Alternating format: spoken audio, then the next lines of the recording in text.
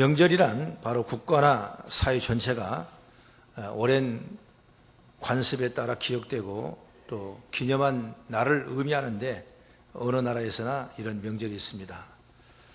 구약시대 이스라엘 나라에도 이런 명절이 있는데 바로 유월절 또는 칠칠절, 오늘 본문에 읽었던 초막절, 이런 명절로 지켰는데 바로 이 초막절은 우리나라 추석 명절과 가장 유사한 절기 때문에 오늘 본문의 말씀을 근거해서 또 서로가 은혜 받고 추석 명절을 또 다시 한번 생각해보고 또 우리의 신앙을 점검하고 또 내일을 향한 큰 꿈과 비전을 갖고 나가는 우리 성도가 되어지기를 주의 이름으로 축원합니다. 여러분, 추석은 우리나라가 기독교로 받아들이기 전에 훨씬 오래전부터 있었습니다. 언제부터 행해졌는지 정확히 알 수는 없지만은 신라 시대 때 이미 추석 명절이 세워졌어요. 그러므로 삼국시대 이전에 이미 시작돼서 추적되는데 바로 추석을 한가위라고 이렇게 말씀했습니다. 7월, 8월, 9월 음력 세 달을 놓고 한가운데가 8월인데 그 8월 15일 한가운데 날을 통해서 궁궐에다가 여자분들을 다 모아놓고 그리고 배를 쫙 했어요. 그래서 한 달 반 동안 누가 가장 많이 짰냐? 그래서 많이 짠 편이 덜 짠 편에게 대접을 받고 이게 잔치를 베품을 받는 그런 아름다운 잔치의 시간이 바로 신라 유리왕 때부터 있어 왔다는 것을 삼국사기를 통해서 우리는 알고 있는 것입니다.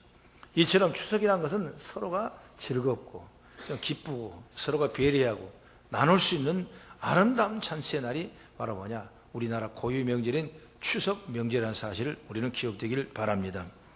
그런데 추석은 유교 문화와 결합되면서 어떻게 빠져나갔냐? 조상에게 제사 지내는 일로 자리 잡게 된 것을 참으로 안타깝게 생각합니다. 그래서 조상 제사는 가족이 믿지 않는 그리스도인에게는 참으로 곤혹스러운 어려운 문제로 끊임없이 매년마다 여러분 다가오는 것입니다.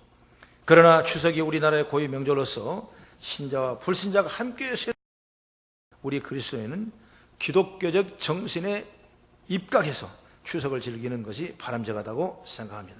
그러면 추석을 기독교 정신에 맞게 지키려면 어떻게 해야 되는 것인가? 오늘 초막절에 이 예배를 보면서 우리에게도 귀한 방법에 적용되기를 주의 이름으로 축복합니다. 그럼 첫째로 뭐냐? 하나님 앞에 감사하는 자리에 우리가 서야 돼요. 우리는 늘 하나님 앞에 감사하는 자리. 이것이 움직여버리면 아무것도 안 되는 거예요. 신앙이란 건 있을 수가 없어요. 오직 주님, 오직 하나님이 우리의 생사화복을 주관하시고 우리를 인도하시고 우리를 복되게 하시고 우리의 영원한 번향의 세계까지도 인도하심을 믿고 나가는 그 하나님 앞에 오늘도 우리가 감사할 수 있는 그런 마음이 되길 바랍니다. 이것이 이 조정이 안 되면 안 되는 것입니다. 이스라엘 3대 절기의 공통점이 뭐냐? 바로 감사절이거든요. 유월절이 왜 생겼느냐? 바로 애굽에 있던 유대 백성들을 포로에서 자유를 해방하여 유월될 때 기념해서 드리는 예배가 감사 예배가 유월절이거든요. 그리고 또 칠칠절이란 첫 제사인데 가나안 땅에 들어가서 첫 열매 밀을 추악해서 하나님 앞에 올려놓고 감사 제사 바로 칠칠절이라고 그래요. 이 역시 마찬가지로 하나님 앞 감사합니다. 또 오늘 우리가 말했던 초막절은 초막절은 가을이 되면 열매가 있지 않습니까? 그 열매를 따서 또 가을에 추수해낸 그 곡식을 가지고 하나님 앞에 먼저 올려놓고 감사하는 그런 절기가 그 명절이 바로 유대의 최고의 3대 명절이라 그 말인 것입니다. 그러므로 이 절기들을 지킬 때마다 하나님께 예물 드리는 것은 바로 감사를 표현하기 위한 거예요. 그러므로 오늘 우리가 추석도 하나님 앞에 감사하며 내가 표현되고 나의 생사화복을 주관한 하나님 앞에 감사할 수 있는 그런 마음의 믿음의 지혜를 우리가 받기를 주의 이름으로 축복합니다. 그런데 우리나라의 전통적인 추석은 감사의 대상이 잘못됐어요. 아까도 말했지만은 이 조상과 자연에 대한 감사를 바로 주를 이루는 것이 우리 한국의 추석의 감사가 됐던 것입니다. 그래서 하나님을 알지 못하는 사람이 추석을 보낼 때 크게 중시한 것은 바로 조상에게 제사를 드리는 거죠. 조상에게 감사한 것 자체가 잘못된 것은 아닙니다. 그러나 복과 화를 내리는 신령한 존재로 믿는 것은 잘못된 것입니다. 이것을 바로 뭐냐? 성경의 말씀 보면은 다른 신을 섬기고 우상을 섬기는 것이라고 말하고 있습니다. 출애굽기 20장 4, 5절 말씀 보면은 나 위에 다른 신을 섬기지 말고 우상에 절하지 말라고 나옵니다. 신명기 6장 4절 5절 말씀 보면은 이스라엘 들으라 여호와 하나님은 오직 하나님 여호와니 너는 마음을 다하고 성품을 다하여 내 하나님을 사랑하라 했습니다. 이사야 44장 6절의 말씀 보면은 나는 처음이요 마지막이라 나 외에 다른 신을 없느니라 그랬습니다. 고린도전서 8장 5절 6절의 말씀 보면은 비록 하늘이나 땅이나 신이나 칭하는 자가 있어 많은 신과 많은 주가 있으나 그러나 우리에게는 한 하나님 곧 아버지가 계시니 만물이 그에게서 났고 우리도 그들을 위하여 있고 또한 한 주 예수 그리스도가 계시니 만물이 그로 말미암아 이루어졌느니라. 성경은 분명히 말씀. 신명기 16장 22절 여기 말씀 보면 우상을 세우지 말라 이는 하나님이 미워하신다. 시편 16편 4절의 말씀에도 다른 신에게 예물을 드리지 말라 한낱 괴로움이 더할 것이라. 이렇게 성경은 우리에게 끊임없이 요구하고 있는 것입니다. 여러분 진정한 추석은 이 모든 1월 성신을 창조하시고 햇빛을 주시고 물을 주시고 공기를 주셔서 우리가 자연을 통해서 마음껏 잔치하고 베풀고 감사할 수 있는 이런 기회가 돼야 되는데 조상에게 절하고 조상이 주시는 음덕을 통해서 우리가 복을 받는다 이런 생각을 우리가 바꿔야 되는 것이 바로 기독교적인 사고방식이라는 것을 우리가 알아야 돼요. 여러분 그렇다고 해서 효하지 말라는 것이 아니에요. 여러분 효합니다. 돌아가신 조상에 우리에게 주고 싶어하는 유덕이 있을 것입니다. 우리에게 주고 싶은 가치가 있을 것입니다. 자녀들에게 주고 싶은 그 마음쓰임이 있을 것입니다. 이것을 우리가 잘 기억하고 서로 자손들이 그것을 아우러서 하나의 가정이 아름다워지고 세워진다면 이보다 더 좋은 일이 어디 있겠습니까? 그러므로 우리가 정말 추석날은 진정한 얘기는 뭐냐? 하나님과 감사할 수 있는 그런 복된 자리에 저희 어른이 세대는 걸 확신하기를 바랍니다. 할렐루야. 그러므로 그리스도인은 추석을 무엇보다도 하나님께 감사한 날로 보내야 돼. 햇빛도 주시고 물도 주시고 온갖 곡식과 과일이 자라나게 하신 분이 하나님이시고 우리로 하여금 노동의 열매를 얻게 하신 분도 하나님이시기 때문에 오늘 우리가 이렇게 감사하는 예배를 드리는 것입니다. 믿지 않는 사람은 추석 때 조상에게 제사를 드리지만은 우리 그리스도는 하나님 앞에 예배하는 겁니다. 예배가 얼마나 귀한 일이에요. 하나님은 예배한 자를 찾으신다고 말씀했거든요. 사실 우리 그리스도인도 여러분 조상을 공경하고 은덕을 기리고 또 그 유언을 따라서 우리가 교훈을 받고 훈계를 받고 나가지 않습니까? 여기까지는 우리가 너무나 좋은 거예요. 그런데 우리나라가 언제부터 이렇게 조상한테 제사를 지내고 절을 하는가 그런 부분이 있었는데 바로 고려가 멸망하고 이씨 조선이 나라를 세우면서 이성계 태조 이성계 근데 이 우리말로 말빨이 안 서는 겁니다. 정치가 안 되는 거예요. 모든 민심이 마음을 움직일 수가 없는 겁니다. 그래서 정치가 안 되니까 그 마음에 얼마나 답답한지 자기 힘으로 할 수 없으니까 무학대사를 찾아가서 대사님이요, 내가 정치를 하는데 국민의 마음이 움직이지 않으니까 나에게 큰 지혜를 주면 내가 그걸 정치하겠나이다. 그러니까 무학대사 하는 말이 우리나라는 원래부터 조상을 잘 섬기고 원래부터 부모에게 효도하고 참으로 동방의 애지국인데 참 축복받은 나라인데 그 마음을 움직이려면 중국에 있는 유교 말하자면 제사 제도를 가지고 와서 그들을 그 윤리와 도덕적으로 가치를 부여주면 그들이 그 말이 정말 맞다. 우리하고 정서가 너무나 맞다. 그렇게 생각하고 아마 국민의 마음을 당신의 쪽으로 다 돌릴 것이요. 그러면서 받아들인 것이 바로 유교를 받아들이게 되고 이 절, 그때 당시는 절을 믿었으니까 절은 억불숭이 정책이라고 그래서 산으로 다 올려버리고 순교를 시켜버리고 자들을 풀어서 공부를 하게 하고 향교를 짓고 그래서 삼강오륜이라는 그런 여러 가지 공자 명자를 교육을 가르치면서 우리나라가 유학 제도가 세워지면서 조상에 대한 관심으로 집중된 것입니다. 우리가 세상을 살아가면서 우리에게 윤리와 도덕은 너무나 중요하고 인격은 너무나 중요하지만은 이 부분 조상에 대한 제사 여기서 복이 온다. 여기서 축복이 온다. 이걸 생각했던 일들이 잘못됨으로 말미암아 우리나라는 유교적인 문화에 지금까지 갇혀 있어서 깨어나지 못하는 그런 어려움을 당하고 있는데 120년 전에 선교사님들 오시고 하나님의 말씀이 떨어지고 말씀을 믿고 하나님 앞 감사의 대상을 찾게 되고 믿음으로 나가니까 이 나라가 이렇게 큰 발전과 축복을 속에서 어떤 변환기처럼 전환기가 되는 그런 모습을 보게 되는데 어쨌든가 여러분들이 자칭 이 나라의 이민족의 선교사가 되어서 정말 하나님을 감사할 수 있는 아름다운 명절의 주인공이 되어지기를 주의 이름으로 축복합니다. 그리고 두 번째로는 불우한 이웃과 함께 즐거워하는 것입니다. 불우한 이웃과 즐거워하는 거예요. 여러분 14절의 말씀을 같이 한번 읽어보겠습니다. 절기를 지킬 때는 너와 내 자녀와 노비와 내 성중에 거주하는 레인과 객과 과부가 함께 즐거워하되 초막절에 즐거운 마음으로 지키되 혼자서만 즐거우지 말고 우리 다 같이 즐거워하자 그 말이에요. 에?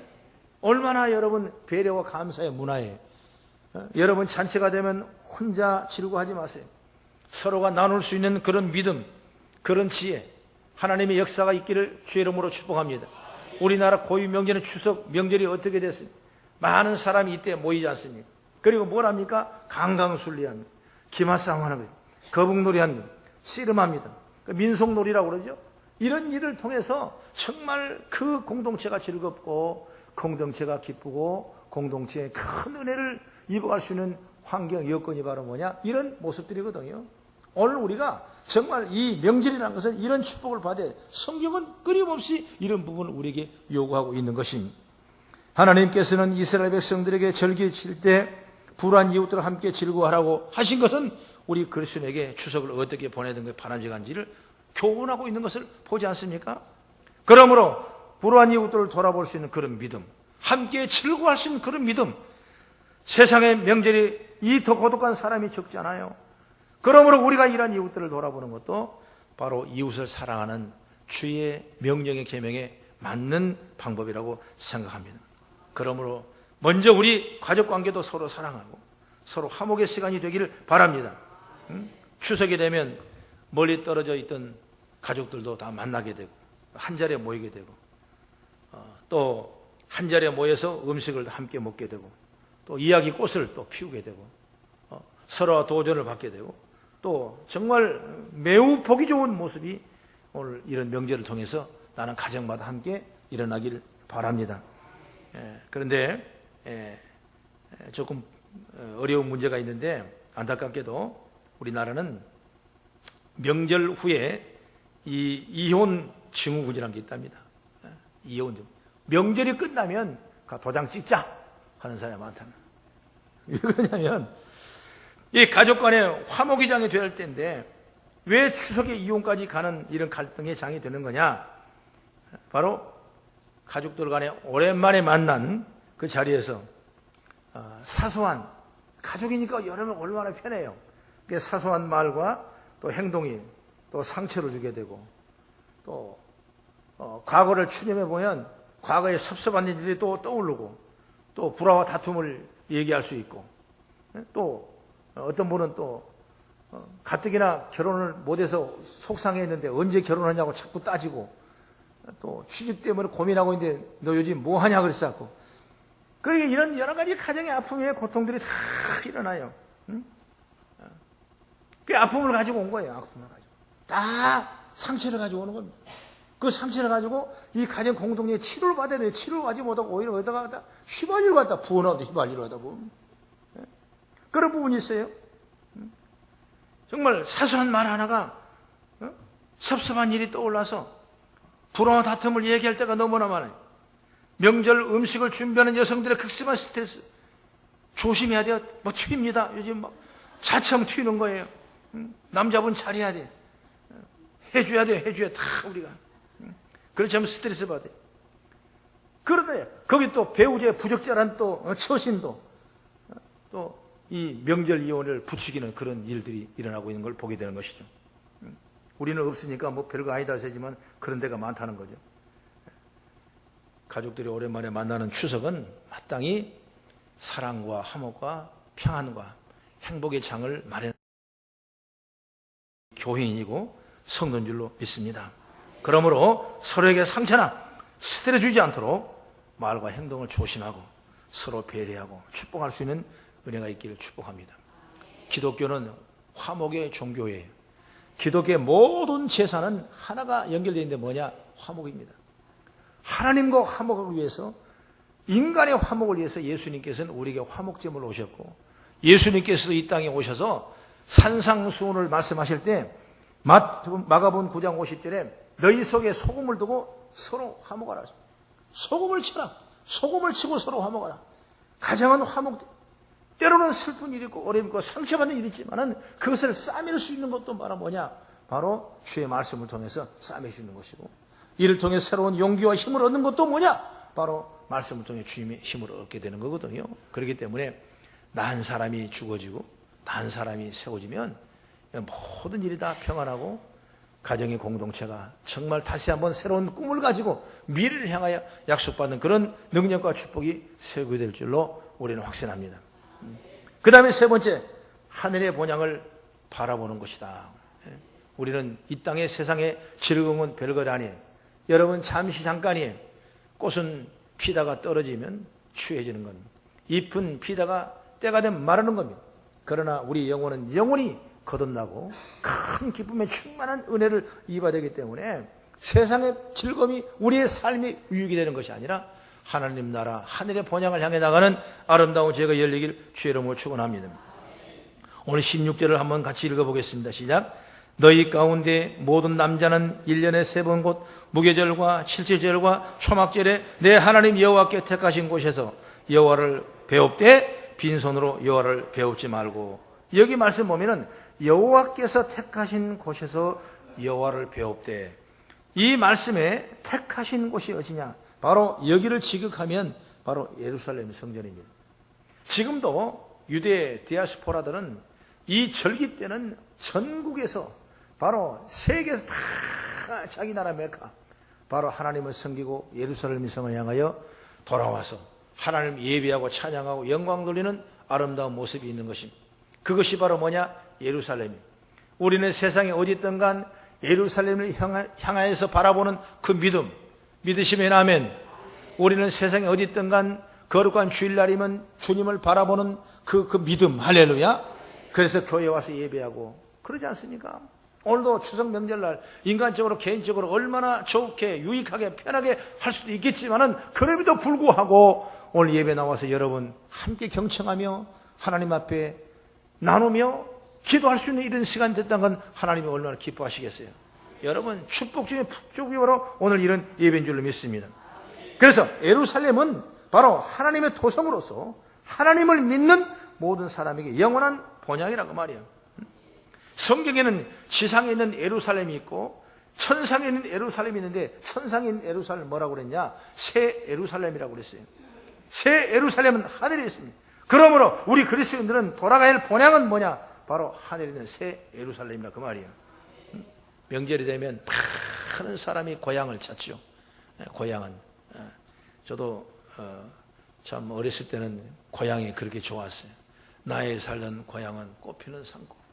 정말 그렇게 고향이 좋고 고향만 가면 내 마음이 다 치유되는 것 같고 모든 아픔과 시름과 근심과 걱정과 염려가 다 아주 소화되어 버리는 그런 아주 은혜를 제가 봤어요. 그래서 결혼해가지고 서울서 아이들 둘 싣고 아내 태우고 시골까지 갑니다. 그러면 얼마나 그 귀향길이 말이에요. 귀성길이 아주 밀리고 복잡한지 몰라요. 그런데도 휴게소 한번 쉬고 싶지 않아요. 왜? 휴게소 쉬는 것이 아까워. 예, 빨리 가고 싶어서. 그러면 우리 집사람하고 우리 아이들은 고향이 아니잖아요. 그렇기 때문에 왜 자꾸 빨리 가려고 하냐고, 그냥 늦게 가면 돼. 차가 고장났다 그러든지 아니면 차가 너무 밀려서 못 왔다든지. 그래, 왜 이렇게 빨리 가냐. 그럼 내 마음을 모르는 거예요. 내 마음을. 나는 쉬고 싶지도 않아요. 화장실 가고 싶지 않아. 그냥 밟아불고 싶은 가고 싶은 그런 마음이. 고향의 마음이 그런 마음, 고향이라는 마음이. 근데 지금은 달라졌어요. 지금은 그냥 그래 가고 싶지도 않고. 왜? 그 육신의 고향보다는 하나님이 주신 고향이 더 좋은 거야. 거기보다는 여기가 더 좋은 거예요. 여기가. 그러니까 얼마나 감사한 거예요. 참 우리가 믿음이 이렇게 변하더라고 말입니다. 변하대. 오늘 여러분, 우리가 세상을 살아가면 세상 거 가지고 그렇게 고향차듯이 즐거울 것 없어요. 그냥 정말 우리의 진정한 본향은 하나님 나라고 하나님 권세와 능력이 있다는 사실을 믿기를 주의 이름으로 축복합니다. 그래서 우리가 이 믿음을 잘 가지고 하늘의 본향을 향해 나가는 그 믿음. 창세기 48장 말씀 보면은 야곱이라는 사람이 나오는데, 야곱이 말하자면 자기 아들이 요셉이죠. 요셉이 애굽의 총리가 돼서 야곱의 가정의 식구들 다 굶어 죽을 만할 때 어디로 갑니까? 바로 애굽에 가서 동정을 얻게 되고 고센 땅에서 그들이 치유받고 큰 행복을 누리죠. 근데 이 야곱이 이제 임종지가 됐어요. 임종대가. 그래서 자녀들 다 불러서 야곱이 축복 기도를 정성껏 다 합니다. 그리고 그가 얘기합니다.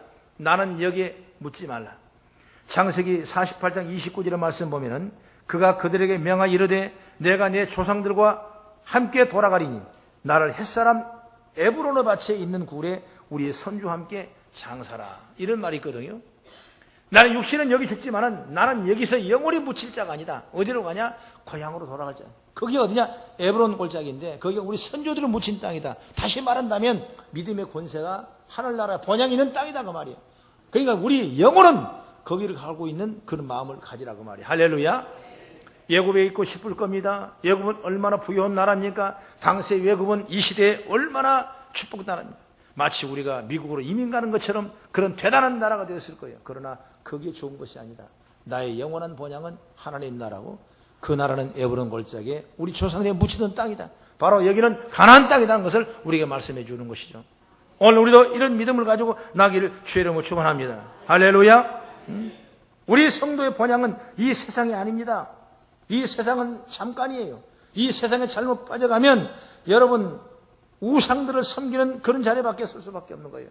그리고 우리가 믿음을 잘 지켜서 영원한 본향 하나님 나라에 해암도 가람도 없고 고통도 없고 아픔도 눈물도 없는 그 영원한 하나님 본향에 하나님의 뜻을 이루어가는 우리의 모습이 신앙이 되어지길 주의 이름으로 축원합니다.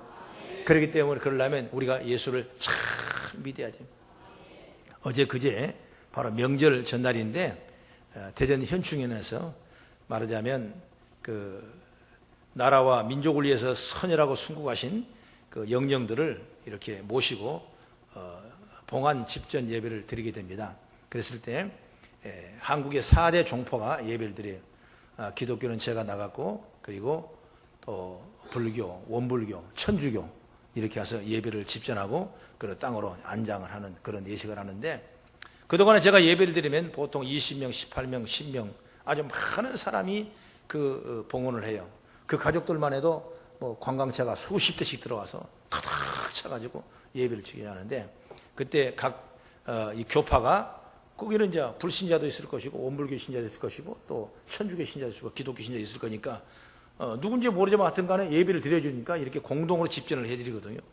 그래서 예배를 드리고 나면 보통 분향을 해야 하는데 허나 가족 대표 분향하는데 보통 믿는 가정이 정말 한 20% 돼요. 내가 보면 그러면 제 자신도 그래 믿는 사람에게 복음을 메시지를 전했으니 감사하고 또 믿지 않는 사람이 이렇게 많이 들었으니까 또 씨앗이 될 것을 믿고도 감사하고 그래서 그 일이 사역이 너무나 기쁘고 즐겁고 정말 하나님이 내게 주신 큰 달란트라 이런 생각을 가졌는데 어제 그전에 왔는데 몇 분이냐면 3분밖에 없어요. 3분밖에. 그러니까 그 현충원 원장님이 하는 얘기가 자기가 여기 왔는 일에 제일 적은 숫자가 오셨다고 아마 추석 명절 대목인 줄 안다고 그렇게 해서 농담식으로도 얘기를 합시다.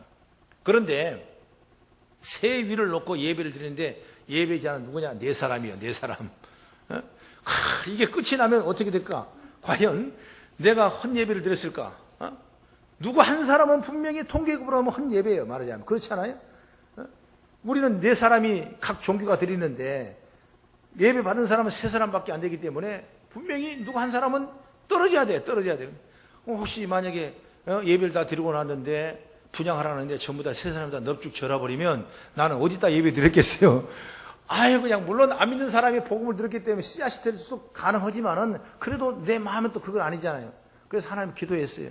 하나님 아버지, 제발 나 망신시키지 마십시오. 하나님 아버지. 그렇게 했더니, 아니, 그러니까 나중에 가족 대표 앞으로 나오세요. 다 꽃을 하나 딱 주니까 꽃을 두고 딱 나가, 딱 올라가요.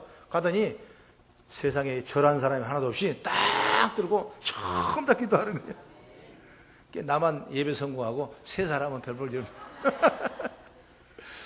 참 그런 재미있는 얘기가 있었어요. 참 우리가 조상 앞에 제사를 지낸다는 거, 또 예배한다는 거, 참 별 볼 일 없는 것 같지만은 이거 영적인 역사로 볼 때 대단한 민감하고 예민한 사실을 우리는 알아야 되는 것입니다. 우리는 믿음의 자들입니다. 우리는 하나님 앞에 복받은 자들입니다.